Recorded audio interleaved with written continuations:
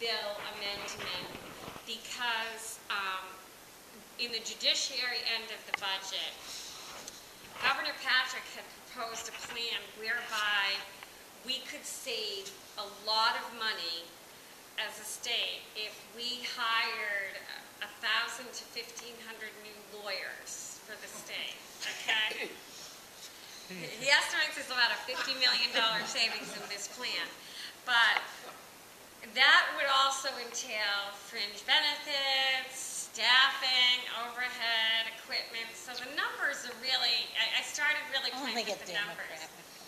But to do Governor Patrick's plan, you pretty much had to obliterate what they call the private bar advocates that work for, I don't know if anyone's heard of CPCS, but that's kind of like code name, the Committee for Public Counsel Services. But we have in Massachusetts over 3,000 lawyers that work in a public defender type role, but they're not employees as a Commonwealth.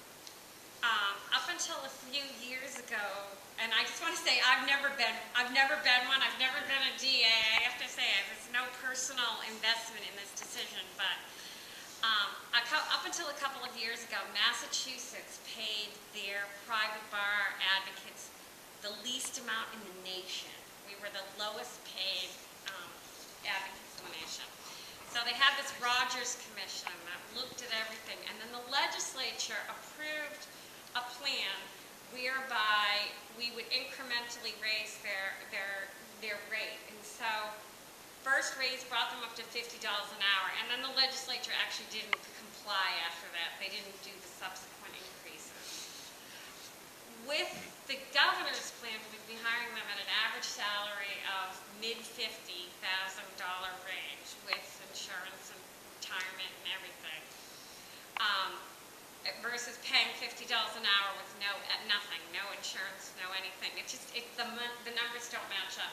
But also, all of those little mom and pop lawyers across the state who might hire a secretary from their town or something, you're shutting them down, basically. You're shutting those private businesses down. So the House Ways and Means said, well, okay, we won't shut them down, but what we'll do is we'll only hire 200 new lawyers, and we'll only take a percentage of their business away. Still don't see the savings. I didn't see it. I played with the numbers every which way that I could, and I saw a huge increase in the plan, in my opinion. That it's really an unwise move.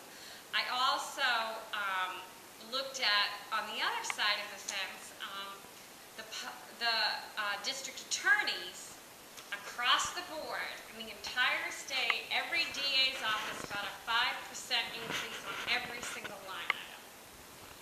And just from the rough estimates I had, that alone was $7.7 million more to give the district attorneys that money. And although you might have problems in pockets like, Charlestown or Springfield, or there might be places that we need increases, we may need more than 5%. Not across the board, not just everybody, every line item.